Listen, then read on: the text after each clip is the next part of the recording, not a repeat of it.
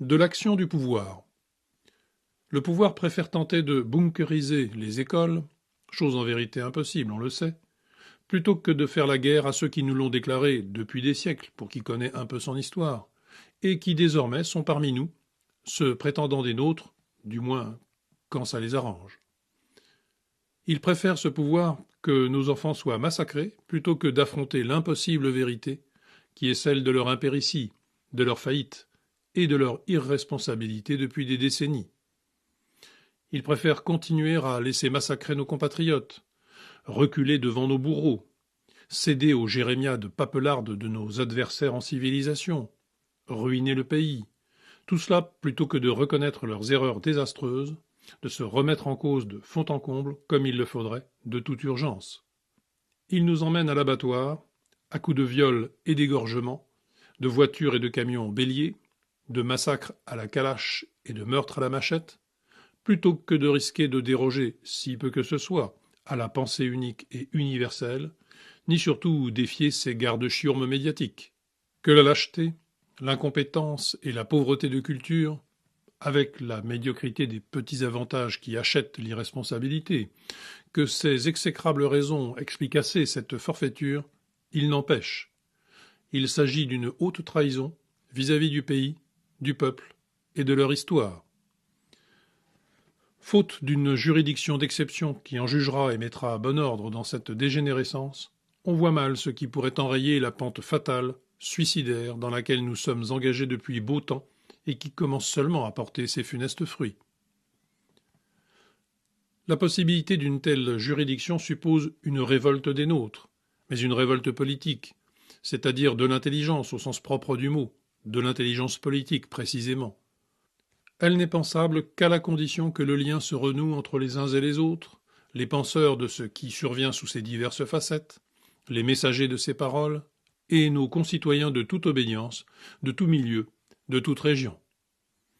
Elle n'est pensable que pour autant que ces derniers, perdus, désarmés par la chape de plomb idéologique qui les cadenasse, en se drapant des atours de la morale, d'une fausse morale dégénérée, que nos concitoyens hébétés par la puissance de feu du complexe médiatique, soumis à une dégradation constante de leurs conditions de vie, face à laquelle chacun s'efforce d'abord de subsister, bien sûr, fragilisés par une insécurité désormais de tous les endroits et de tous les instants, qui les prépare, par la suggestion aux voyous et aux gangs avant-courriers d'une guerre totale d'un nouveau genre, à une soumission plus globale, elle n'est pensable, cette révolte politique, qu'à la condition que nos compatriotes se ressaisissent et que tous nous coopérions à cette reprise de soi collective. Cette guerre nouvelle, c'est celle d'occupants illégitimes de notre territoire, illégitimes politiquement, quelque régularisation purement administrative qu'on en ait fait, sachant que jamais cela n'a été choisi par notre peuple, que jamais cela n'a fait l'objet d'un débat public, loyal et éclairé à cette fin. D'occupants en passent par ailleurs de devenir majoritaires sur des pans entiers de notre sol, et qui poussent partout leurs pions, avec l'aide de notre État, organisateur zélé de notre remplacement. Occupants dont beaucoup, il suffit de les écouter pour s'en rendre compte, ne rêvent que de vengeance et de réplique à leur prétendue oppression, passée et actuelle, tant la haine de leurs hôtes leur sert de viatique pour leurs propres échecs, incapacités et faillites personnelles, mais aussi et surtout historiques, jamais démenties en ce qui concerne les faillites collectives, qui expliquent pour l'essentiel les migrations à l'origine de ce désastre. Mais le pire, ce sont bien nos félons et traîtres, avec la masse qui les suit aveuglément, des azimutés de l'idéologie régnant sans partage, et des gogos lobotomisés par les médias. Il faut le dire et le redire encore. Cette haine rabique, sans doute gisait-elle souvent au fond d'eux-mêmes, par complexe et ressentiment, mais elle leur a été enseignée par nos propres cadres, elle a été sans cesse encouragée par nos propres responsables, elle a été en permanence suscitée et entretenue par les médiatiques. Et la haute trahison de tous ces personnels de la collaboration n'en est que plus criminelle. Pour illustrer ces propos, qui peuvent paraître, après d'autres et comme d'autres, comme excessifs alors qu'ils sont simplement lucides, les exemples abondent de tous côtés. N'en prenons qu'un qui est un résumé assez parfait de ces folles dérives porteuses du pire. Cet été est organisé, je cite, un camp d'été décolonial. Nul besoin d'analyser et de commenter. Il suffit de les laisser parler.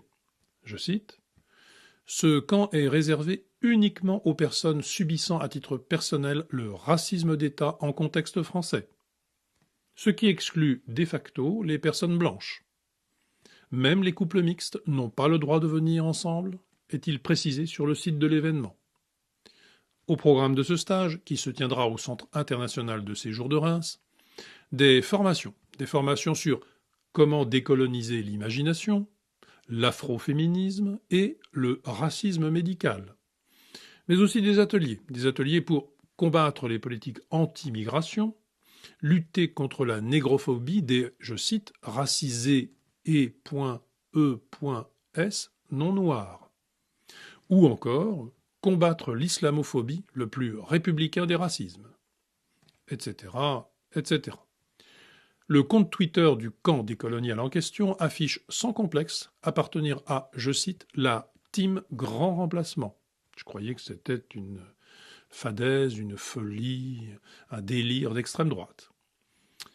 Là, je recite à nouveau, non-mixité de l'événement est inspirée des études féministes et post-coloniales des universités américaines, études qui sont assumées à 3000% par les organisatrices Siam Asbagh, ex-porte-parole du collectif Stop le contrôle aux faciès, et Fania Noël, militante de Mvoisi, collectif non mixte d'Africaines et Afro-descendants. Toujours citation. Elle doit permettre aux opprimés, entre guillemets, de s'auto-émanciper, entre guillemets, sans l'aide jugée paternaliste, entre guillemets, des, entre guillemets, oppresseurs. C'est beau comme l'antique. On pourrait hausser les épaules devant ces délires. Le problème, c'est qu'ils sont l'avant-garde de l'expression de ce qui se trame. Ce camp est, par exemple, soutenu par le CCIF, celui qui a porté plainte contre les arrêtés anti-Burkini, et dont le patron, régulièrement invité sur les plateaux de télévision, a déclaré, entre beaucoup d'autres, lors d'une conférence à la mosquée d'Orly, je cite, « Qui a le droit de dire que la France, dans 30 ou 40 ans, ne sera pas un pays musulman ? Qui a le droit ? Personne dans ce pays n'a le droit de nous enlever ça.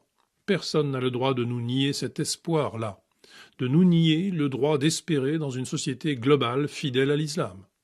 Personne n'a le droit dans ce pays de définir pour nous ce qu'est l'identité française. » Fin de citation. Est-il besoin de dire plus ? Pas de liberté pour les ennemis de la liberté est devenue, tous inversant dans le monde fou de l'idéologie, la liberté seulement au service de ceux qui veulent la détruire. N'en déplaise aux universalistes qui attendent, comme le Messie, une société mondiale déracinée et désincarnée, enfin pacifiée par son unification technique et marchande, toutes les cultures ne sont pas faites pour cohabiter dans un même espace politique. Et puis, prenons-y garde. Il y a bien une modernité paradoxale de l'islam. Il est à sa façon égalitaire et libérateur comme personne, si l'on ose dire. En l'occurrence, si l'on revient sur cette question du burkini, qui n'a pas fini de faire parler d'elle, on le voit encore aujourd'hui, on le verra demain et les jours prochains, avec ce burkini qui est le dernier avatar de la burqa, eh bien, il permet d'éviter la compétition des corps féminins, et par là défait l'empire des standards aliénants montés en épingle jusqu'au mortifère par le spectacle marchand, standards auxquels la plupart des femmes ne peuvent prétendre, et qui exacerbe cette compétition. Rappelons-nous la brève d'hier sur le maire de Londres, Sadiq Khan. Il libère, entre guillemets, les femmes de la contrainte des apparences, grâce à une solution radicale, les faire disparaître, toutes, du champ visuel, et partant de la vie publique pour finir. La servitude volontaire comme libération, votre inconscient en rêvait, l'islam l'a fait. Il faut être conscient du fait que, dans la concurrence des universalismes, entre guillemets, pour la domination mondiale, il est bien possible que ce soit l'islam, en fin finale, qui ramasse la mise. Bref, on apprend ce jour que nos chances pour la France le deviennent aussi pour l'Australie. Le dépeceur d'une Australienne, au cri de Allah Akbar bien entendu, se révélait un Français, comme le dit la presse australienne. Madame Belkacem, ce matin sur Europe 1, je cite, les arrêtés anti-Burkini libèrent la parole raciste. Elle dit cela en contradiction avec M. Valls, le même jour, sur une autre antenne. Tandis que le CFCM appelle, lui, à la tolérance, je cite. À ce niveau de tartufferie, on rappellera que la tolérance, il y a des maisons pour cela. Italie, l'UCII, Union des communautés islamiques en Italie, réclame l'autorisation de la polygamie. Ce n'est du reste pas une première. Argument, je cite, « Si le mariage homosexuel avec lequel les musulmans sont en désaccord, parce qu'il est interdit par la charia, est un droit civil, les Italiens doivent accepter la polygamie comme droit civil aussi, puisqu'elle n'est pas considérée comme perversion. » C'est QFD. Mais n'en doutons pas, tout cela va très bien finir.